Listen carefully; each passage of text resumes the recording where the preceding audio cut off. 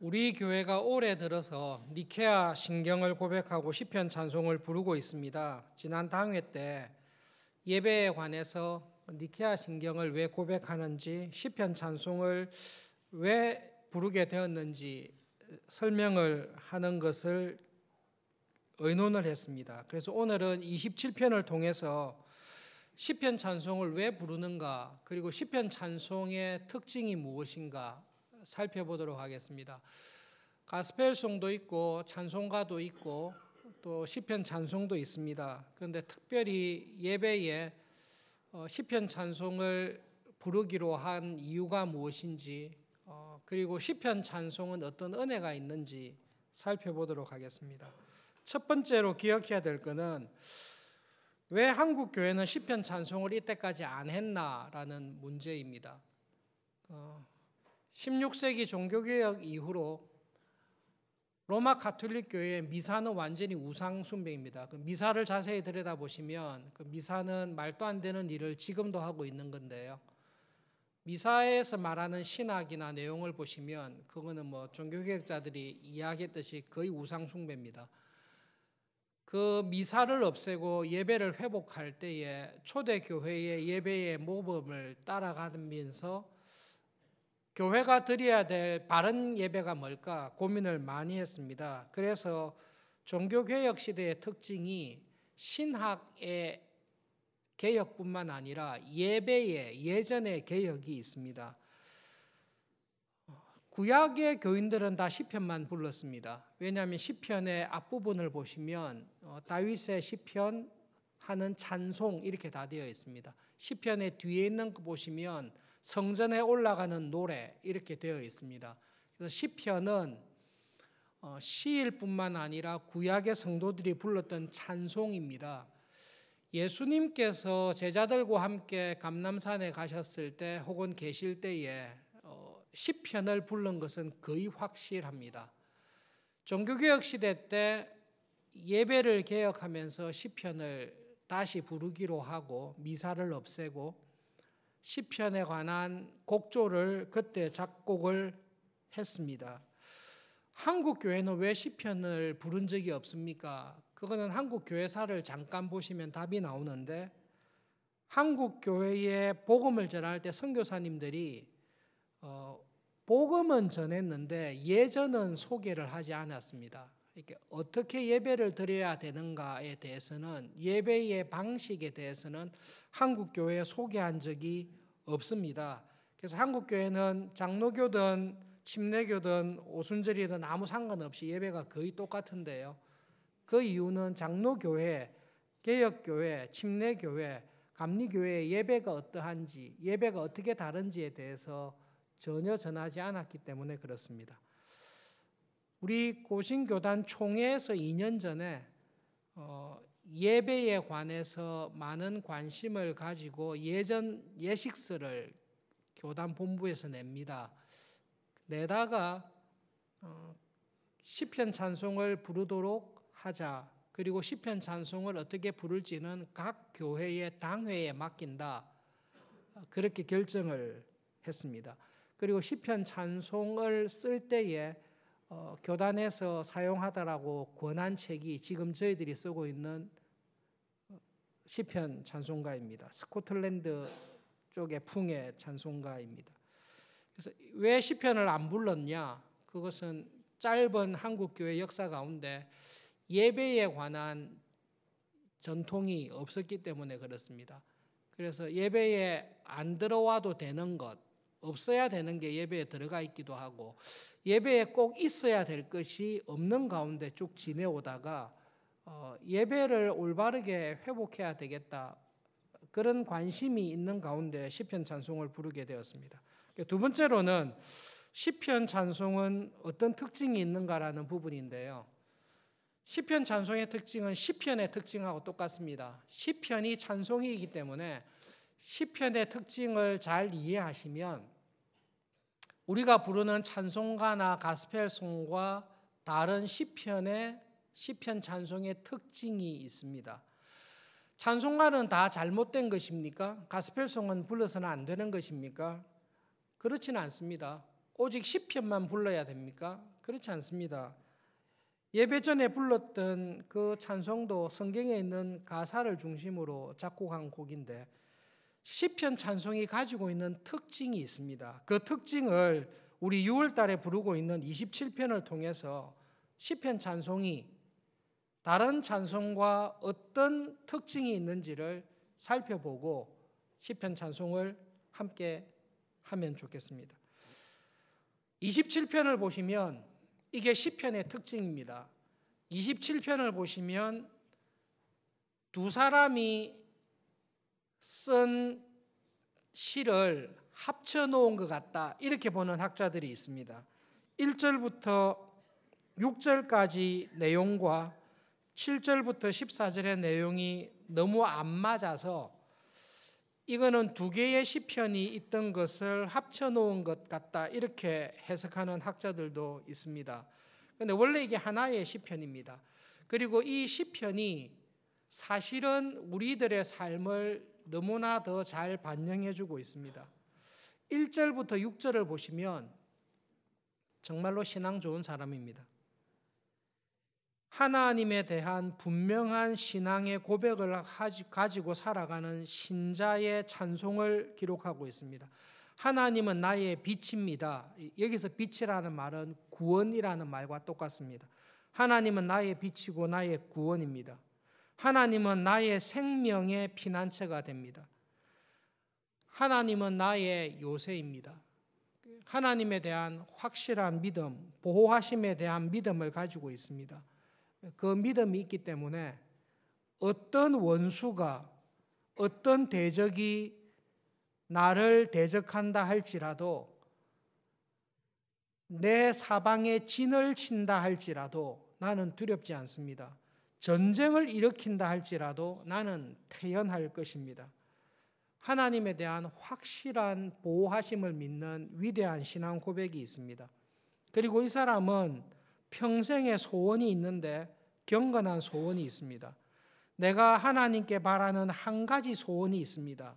그것은 나의 평생에 하나님의 집에, 성전에 살면서 하나님의 아름다움을 경험하고 하나님의 성전을 사모하며 사는 것입니다. 하나님의 장막에서 즐거운 제사를 드리며 평생 하나님을 노래하며 찬송하며 사는 것이 나의 소원입니다. 확실하게 믿음이, 신앙이 좋은 사람의 고백을, 찬송을 담고 있습니다. 그런데 7절부터 14절까지 보시면 이런 고백을 했던 사람의 시인가, 이런 고백을, 믿음을 가지고 있는 사람의 삶인가 의심스러울 정도로 환난이 많습니다. 7절부터 하나님, 내가 하나님께 소리를 지르며 부르짖고 있습니다. 기조가 빛에서 어두움으로 완전히 바뀌어 버렸습니다. 하나님께서 전쟁 속에서도 나를 지켜주신다면 하나님께 울부짖을 만한 어려움에 처하지 않아야 됩니다. 그런데 이 사람은 이런 고백을 하는데 실제 생활 속에서는 하나님을 향해 부르짖을 수밖에 없는 어려움에 있습니다. 그리고 무엇을 염려하는가 하면, 주여, 내가 주님의 얼굴을 지금 간절히 찾고 있는데 하나님 자꾸 왜 얼굴을 내게서 숨기십니까? 이 탄식을 하고 있습니다. 주여, 주의 얼굴을 내게서 숨기지 마십시오. 마치 지금 하나님께서는 화가 나서 나를 버리는 것 같습니다. 나는 하나님을 간절히 찾고 있는데 주의 종을 노함으로 버리고 있는 것 같습니다. 하나님, 나를 버리지 마시고 나를 떠나지 마십시오. 간절히 구하고 있음에도 불구하고 이런 갈등이 있습니다. 얼마나 다급한 상황에 처했는가 하면, 하나님, 내 부모가 나를 버렸습니다. 여러분, 친구나 옆에 이웃이 나를 버릴 수는 있어도 부모는 나를 버리지 않습니다. 자식은 부모를 버리지 않습니다. 가장 불행하고 비참한 일이 자녀가 배은망덕하여 연로한 부모를 버리는 것이고, 부모가 자기 몸에서 태어난 자녀를 버려버리는 것입니다. 그런데 위대한 신앙 고백을 했던 이 사람은 어떤 비참한 지경에 처했는가 하면, 하나님, 지금 부모도 나를 버렸습니다. 그런데 하나님도 나를 버리는 것 같습니다. 하나님, 나를 버리지 마십시오. 내가 하나님의 얼굴을 찾고 있는데 제발 숨지 마십시오. 하나님께 가까이 가는 나를 떠나지 마십시오라고 간절히 기도하며 간구하고 있습니다. 나의 생명을 내 대적에게 넘기지 마십시오. 어떻게 하나님이 나를 넘길 수 있습니까? 그리고 27편의 끄트머리도, 결론도 우리가 기대하는 것하고 다릅니다. 우리는 이런 시를 쓰고 찬송을 썼을 때는 하나님 결국 나에게 응답하셔서 구원해 주셨습니다. 항상 하나님은 나와 함께 하십니다. 이렇게 끝나기를 기대합니다. 그런데 시편이 끝날 때에도 탄식이 있습니다. 하나님, 내가 살아있는 자들의 땅에서 하나님의 선하심을 맛보게 되기를 저는 간절히 원합니다. 내가 죽지 않고 살아있어서 하나님의 선하심을 맛보게 될 줄을 하나님 확신합니다. 그런데 하나님은 나를 구원해 주지 않습니다. 그래서 저는 지금 나의 영혼을 향해 명령하고 있습니다. 너는 여호와를 기다리라. 하나님의 구원을 기다리라. 그리고 강하고 담대해라. 어떤 일에 강하고 담대하는가 하면 하나님께서 나를 건져 주실 거다. 부모까지 나를 버렸지만 하나님은 나를 건져 주실 거다. 이 믿음 안에서 강해라. 하나님을 바라라. 그것이 시편 27편의 하나님을 향한 찬송이고 고백입니다. 다윗의 시라고 했을 때 다윗이 쓴 시일 수도 있고 다윗 시대에 쓴 시일 수도 있습니다. 그런데 이 시편에서 아이러니가 있습니다. 초반부를 보면 신앙이 엄청 좋습니다. 후반부를 보시면 이렇게 신앙 좋은 사람의 이런 일이 벌어졌나라고 할 정도로 이 사람은 고난 가운데 있습니다. 시편 27편의 다윗의 시와 같은 이런 삶을 살았던 사람이 있습니다. 신앙이 굉장히 탁월한데 그의 삶은 엄청나게 힘들었던 사도 바울의 삶이 있습니다. 사도 바울이 시편 27편의 말씀을 자기의 인생을 두고 신앙 고백과 삶을 두고 표현한 구절이 로마서와 고린도서에 있습니다. 제가 읽어드리겠습니다.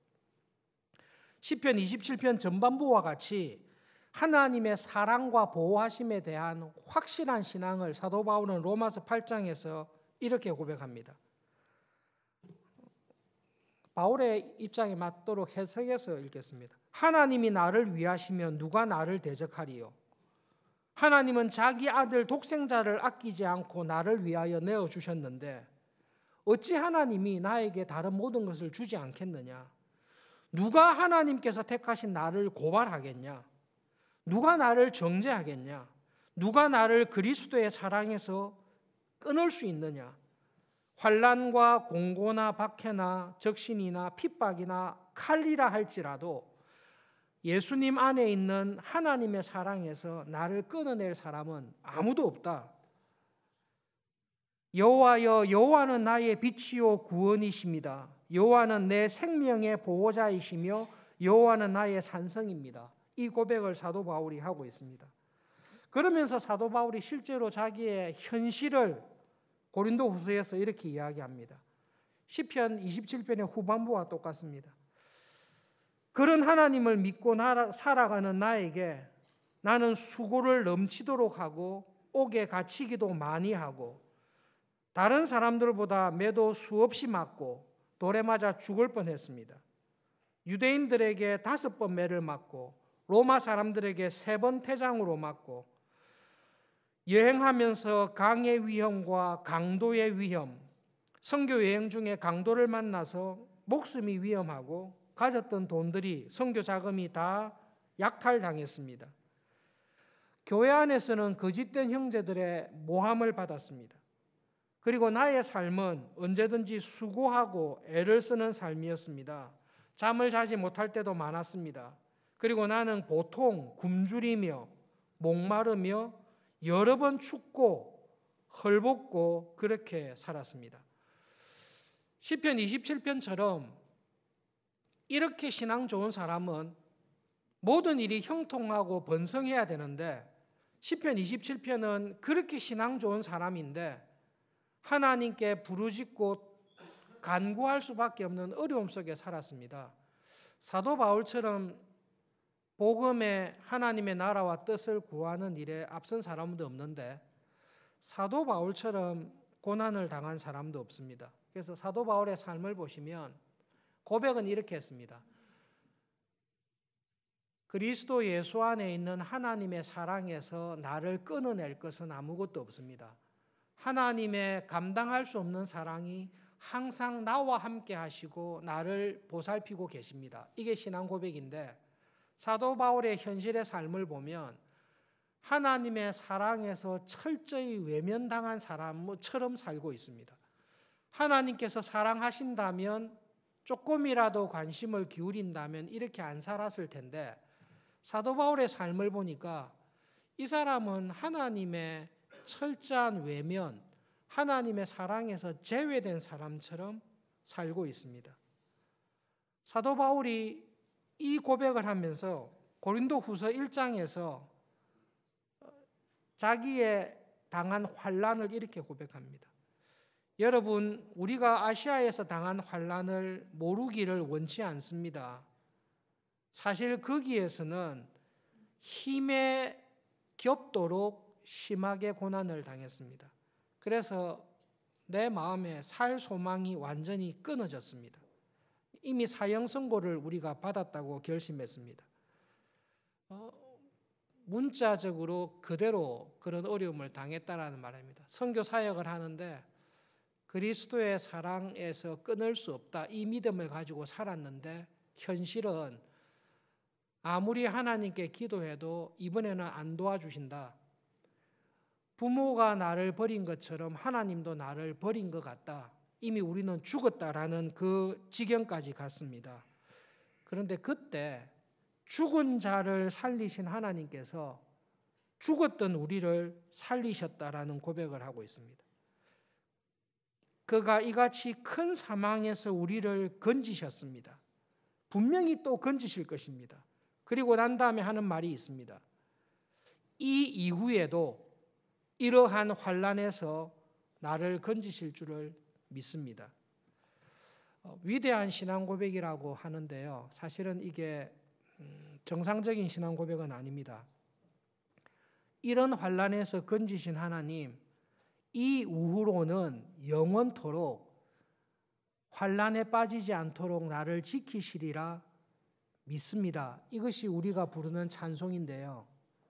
시편은 믿음으로 살았던 사람들은 그런 고백은 잘하지 않습니다.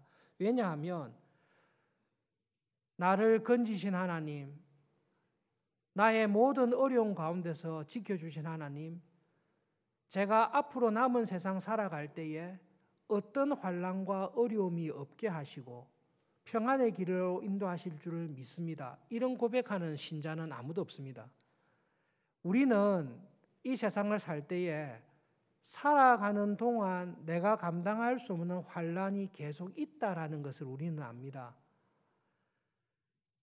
지금과 같이 기가 막힌 상황에서 건져주신 하나님께서는 나를 또 그런 환난에 빠지게 하시고 내가 그런 환난에 빠질 거라는 것을 현실을 보면서 알고 있습니다.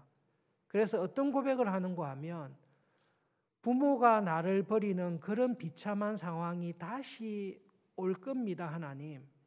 그런데 그때에도 하나님 외면하지 마시고 나를 건져주시기를 바랍니다. 그런데 이 말을 하기에 자신이 없는 거예요. 그 신앙 고백을 하기에는 자신이 없으니까 나의 영혼을 향해서 미리 선언해 놓는 것입니다. 그런 일이 벌어질 때에 내 영혼아 낙심하지 마라. 하나님의 구원을 기다리라. 부모는 버릴지라도 하나님은 안 버릴 거라는 믿음을 놓치지 마라. 그 믿음을 가지고 그 찬송을 부르면서 살아라. 그것이 시편이 우리에게 이야기하는 내용입니다. 여러분, 시편 찬송은, 시편은 좀 조금 우리에게 은혜스럽기도 하지만 안 맞는 내용을 하나님께 기도하고 찬송하는 것이 시편의 특징입니다. 그런데 그게 우리의 삶의 특징입니다. 말씀을 준비하면서 인터넷에 자료를 찾아봤습니다. 한국 교인들이 가장 좋아하는 찬송가가 어떤 찬송가가 있을까 찾아봤습니다. 50위까지 쭉 확인을 해봤는데요. 1등은 이거였습니다. 주관적으로 통계를 했기 때문에 객관적으로 1등이다 믿을 수는 없지만 1등은 이겁니다. 우리가 잘 아는 정말로 은혜스러운 찬송입니다. 오 신실하신 주입니다. 하나님 한 번도 나를 실망시키신 적 없으시고 언제나 공평과 은혜로 나를 지켜주셨습니다. 지난 모든 세월을 뒤돌아보아도 그 어느 것 하나 주님의 손길이 미치지 않은 것이 하나도 없습니다. 오 신실하신 주, 내가 너를 떠나지 않으리라, 너를 버리지도 않으리라.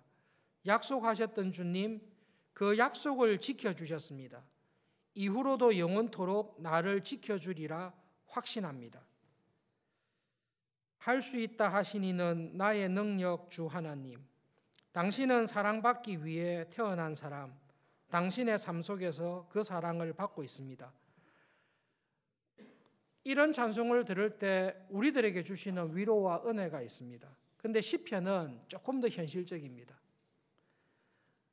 하나님 한 번도 나를 떠나신지 않으시고 내 너를 떠나지도 않으리라 버리지도 않으리라 그 약속을 지켜주셨습니다. 우리는 이렇게 찬송하는 게 맞다고 생각합니다. 시편은 그렇게 하지 않습니다. 하나님 나를 떠났습니다.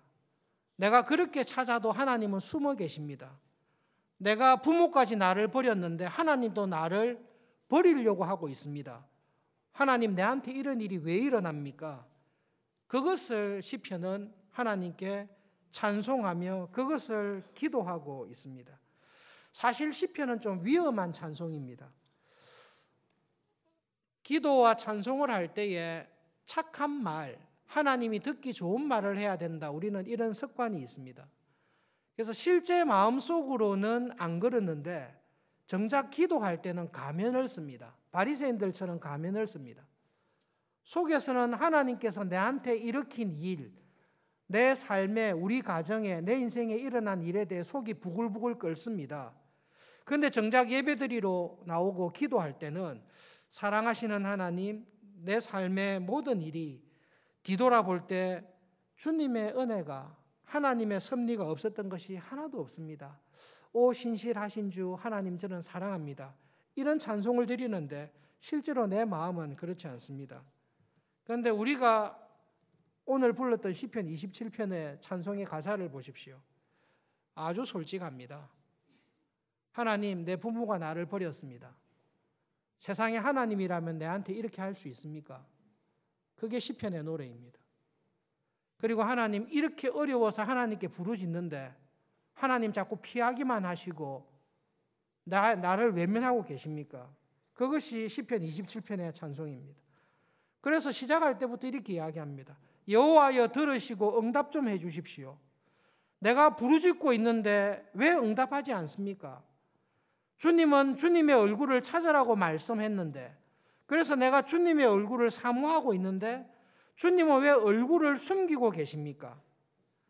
부모까지 날 떠났는데 주님까지도 떠나십니까? 주님은 날 영접해 줘야 되지 않습니까? 하나님을 찾는 나에게 주님의 길을 가르쳐 주십시오. 내가 이 땅에 살아가는 동안 하나님만 바라면서 살아갈 수 있는 은혜를 주십시오.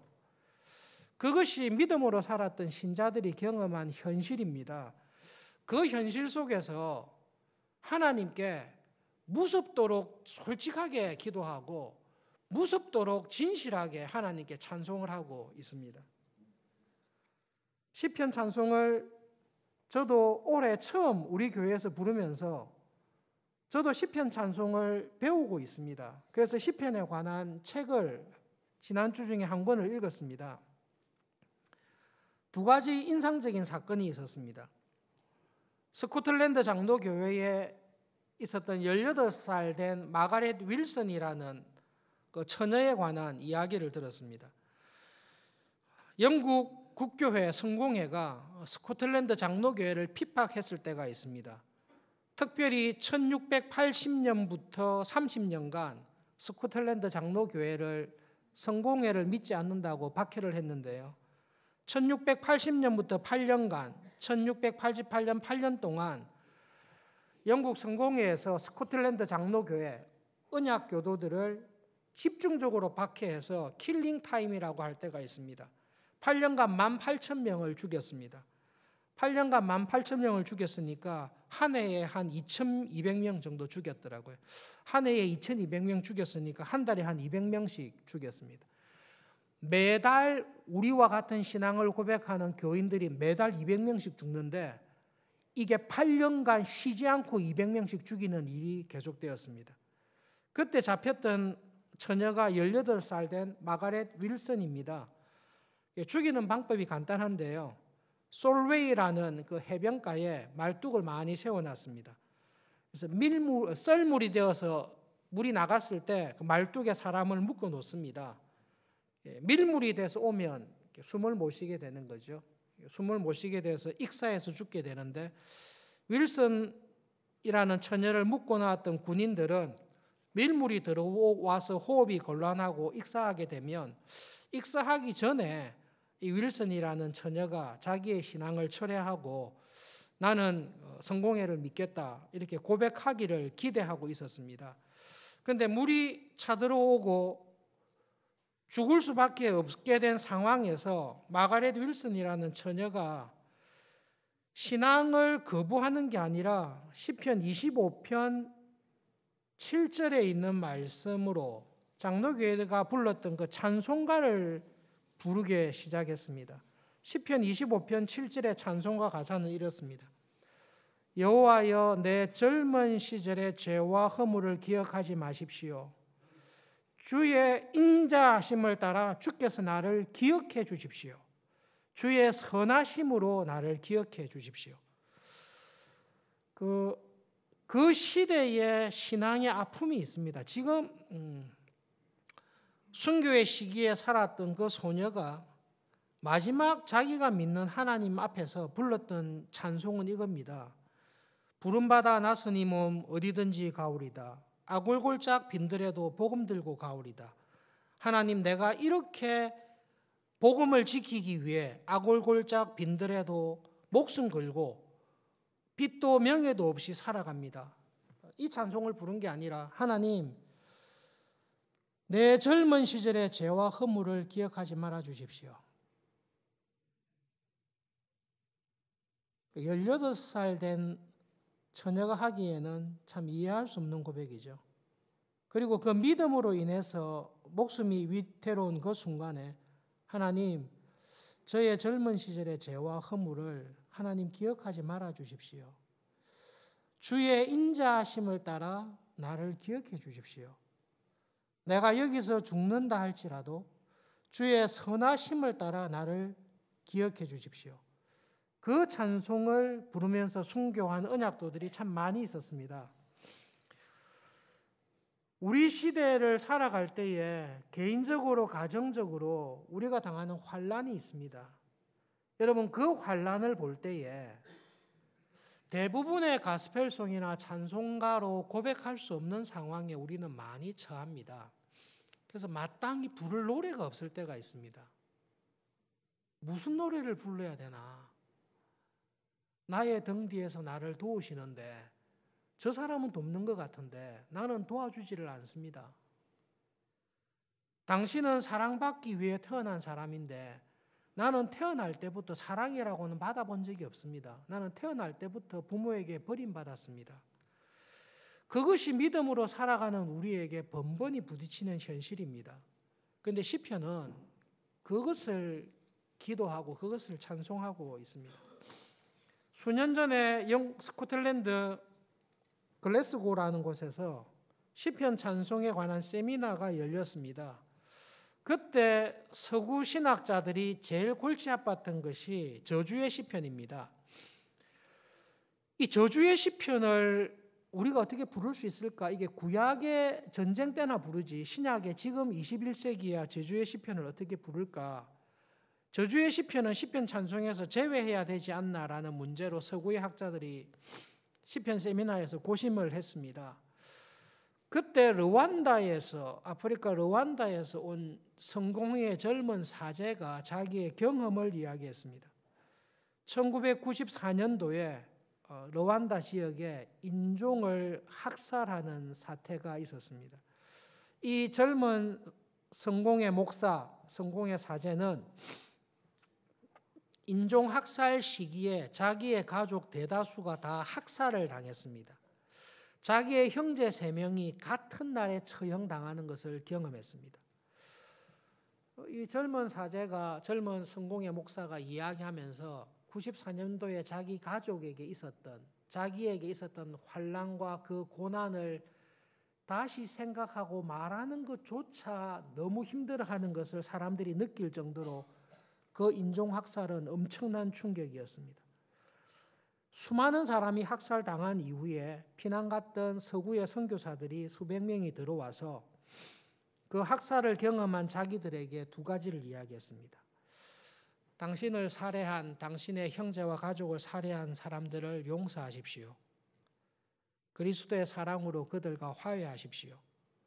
그 말을 학살을 경험한 입장에서 들었을 때 용서해야 된다는 필요성은 인정하지만 그 선교사들의 말이 공허한, 학살이 얼마나 잔인했는지, 자기들이 겪었던 그 고통이 얼마나 컸는지를 전혀 모르는 인간들이 그냥 공허한 소리를 하는 것으로밖에 들리지 않았습니다.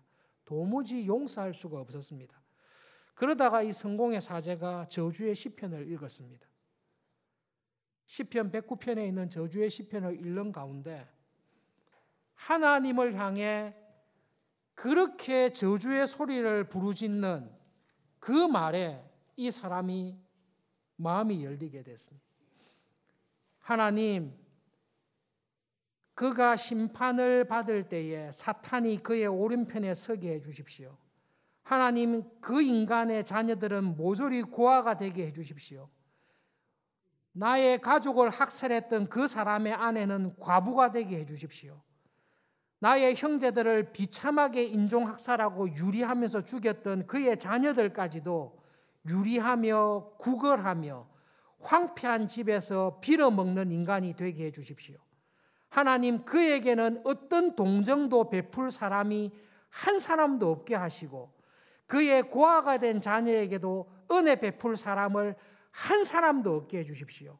하나님, 그 인간이 저질렀던 죄를 하나님은 항상 기억해 주시고 하나님께서 그 인간이 베풀었던 모든 악을 기억해 주십시오. 그 인간이 사람을 죽이며 저주하기를 좋아했는데 이제는 하나님 그에게 그 똑같은 저주가 임하게 해 주십시오. 이 저주의 시편을 읽는 가운데 용서할 수 있는 은혜를 얻었다라고 고백을 했습니다. 왜냐하면 어떤 하나님을 발견했는가 하면 하나님께서 정의를 세우시구나. 내가 믿는 하나님께서 끝까지 정의를 세우시구나.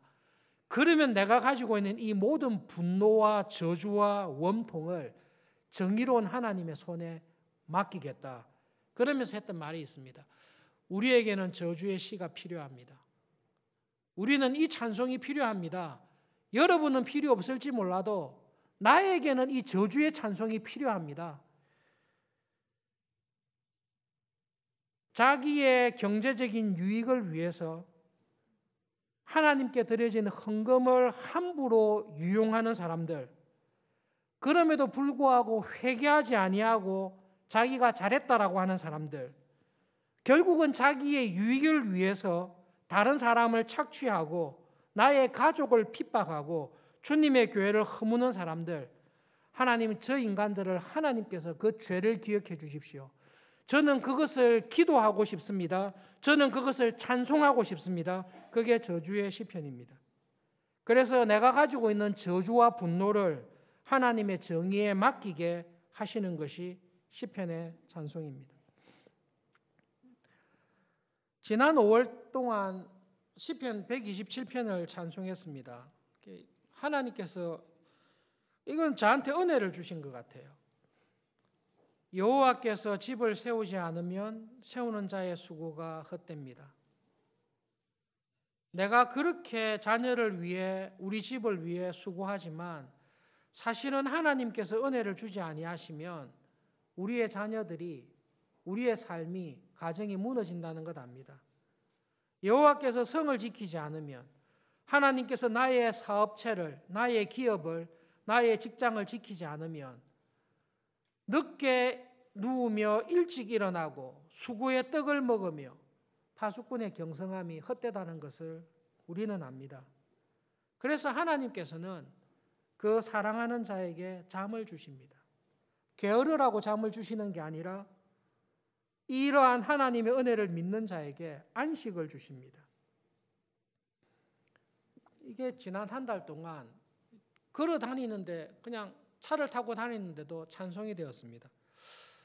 시편 찬송을 하면서 깨달은 게 있습니다. 이게 시편의 특징인데요. 여러분, 시편 찬송은, 시편은, 성경은 우리의 마음을 하나님께로 딱 데리고 갑니다. 그래서 시편 찬송을 계속 하다 보니까 이 어떻게 되는가 하면 하나님의 말씀을 묵상하게 되고 하나님을 묵상하게 되는 쪽으로 끌고 가는 것이 시편 찬송의 특별한 은혜라는 것을 발견하게 되었습니다. 초등부 시절에 부른 노래가 있습니다. 나는 기쁘다, 나는 기쁘다, 나는 기쁘다, 항상 기쁘다. 우리는 지금도 유치부 아이들, 초등부 학생들에게 이 가스펠송을 가르치고 있습니다. 그런데 여러분, 초등부 학생들, 유치부 학생들에게는 이 노래를 가르치지만 정상적으로 나의 인생은 항상 기쁘다, 나는 날마다 기쁘다, 나는 죽을 때까지 언제나 기쁘다, 그렇게 하는 사람은 정신질환이 있을 가능성이 훨씬 큽니다. 이 세상은 항상 기쁘기가 불가능한 세상입니다. 예수님께서 이 세상 오셨을 때 나는 기쁘다, 나는 기쁘다, 항상 기쁘다, 그렇게 찬송하고 살지 않으셨습니다. 예수님께서 불렀던, 십자가에서 불렀던 찬송이 있는데요. 그게 시편 22편입니다. 나의 하나님, 나의 하나님, 하나님조차 나를 버리시면 어떡합니까? 그것이 예수님께서 불렀던 노래입니다. 그 십자가와 같은 고난 속에 있을 때 부를 수 있는 찬송은 나의 등 뒤에서 나를 도우시는 분. 이 찬송은 그 상황에서는 맞지 않습니다. 일어나 걸어라, 내가 새 힘을 줄 것이다. 다리가 다 부러졌는데요. 걸을 수가 없는 상황인데 무슨 수로 일어나 걷습니까? 하나님께서 너를 지키시고 보호하실 것이다. 십자가에 달려 있는데요. 보호하실 거면 달리지 않아야 되지 않습니까? 시편 찬송은 믿음으로 살았던 신자들이 시편 27편처럼 하나님은 나의 빛입니다, 나의 구원입니다, 나는 아무도 두려워하지 않습니다, 하나님은 나의 요새요 피난처입니다 라고 고백하는 신자가 실제 생활 속에서 당하는 고난 속에서 하나님을 간절히 찾고 부르는 찬송입니다. 시편 찬송의 특징이 한 가지가 있습니다. 내가 주인공이 되지 않게 하는 은혜가 있습니다. 시편 찬송은 내가 믿음으로 아골골짝 빈들에도 목숨을 걸고 순교하며 살아가는 상황이 있을 때에도 나를 자랑하지 않습니다. 순교의 자리에서 하나님, 내 젊은 날의 죄를 기억하지 말아 주십시오. 그리고 주의 인자하심을 따라 저를 이 자리에 두신 것을 믿습니다. 제가 이 세상을 떠날 때에 하나님의 인자하심으로 내가 순교해서 들어가는 게 아니라 순교의 자리에 있는 나에게도 주님께서 찾으시면 죄와 허물이 많습니다. 그러나 하나님의 인자하심으로 저를 인도하실 것을 믿습니다. 그래서 모든 환난을 견디고 인내하게 해주십니다. 오늘은 시편 27편 찬송을 2번 부릅니다. 시편의 이 고백을 믿음으로 살았던 이 신앙의 고백이 사실은 우리 삶에 있습니다. 부모가 나를 버렸습니다. 더 이상 살 소망이 없습니다. 그러면 하나님께서 나를 건져주셔야 되는데요. 주님은 자꾸 얼굴을 숨기고 계십니다. 주님을 찾으면 응답하겠다고 하신 주님인데 내가 주님의 얼굴을 사모하는데 주님은 자꾸 얼굴을 숨기고 계십니다. 그래서 내가 내 영혼을 향하여 내가 이야기합니다. 내가 사는 이 땅에서 내 영혼아 강하고 담대하게 하나님을 기다리라. 하나님을 기다리라. 왜냐하면 하나님은 은혜의 하나님이기 때문이다. 6월달 지내시는 동안 하실 수 있으면 매일 시편 찬송을 부르시면서 시작하시면 좋겠습니다. 제가 올 6월 한 달은 결심을 해서 사무실에 와서 하루 일과를 시작하기 전에 인터넷에서 시편 27편 찬송을 틀어놓고 6절까지 묵상하며 부르면서 시작하고 있습니다. 가사를 외우고 이 곡절을 외웠으면 하는 마음속에서 하고 있습니다. 교회에서 부탁을 해서 시편 찬송을 좀 저렴하게 구입할 수 있도록 준비를 해놓았습니다. 하실 수 있으면 각자 개인적으로 다 구입하셔서 부르시면 좋겠습니다. 최소한 한 가정당 구입하셔서 가정예배 드리실 때 우리가 27편을 부른 한 달 내내 시편 27편을 부르시면서 하나님을 삶 속에서 묵상하며 살아가는 은혜가 있으면 좋겠습니다. 기도하겠습니다. 하나님을 열심히 잘 믿는 성도들이 이 땅에서 살아갈 때에 그들에게 임했던 수많은 슬픔과 외로움과 환난을 하나님 기도로 시편으로 우리에게 남겨준 것을 기억하며 감사합니다. 하나님, 우리의 삶의 현장에서 찾아오시는 그 하나님을 경험하게 해 주십시오. 하나님께서 나를 두신 이 시기에 하나님께서 우리를 두신 이 나라와 이 장소와 이 땅에서 우리가 감당해야 될 고난과 시련 속에서 하나님을 부르며 하나님의 은혜를 사모하며 우리의 영혼을 향해 하나님의 구원을 기다리며 하나님의 얼굴을 찾으면서 주님의 길을 가기를 힘쓰라 찬송을 통해 우리의 영혼을 살리며 찬송을 통해 하나님을 의지하며 살아가는 하루하루가 되도록 붙잡아 주십시오. 예수님의 이름으로 기도합니다. 아멘.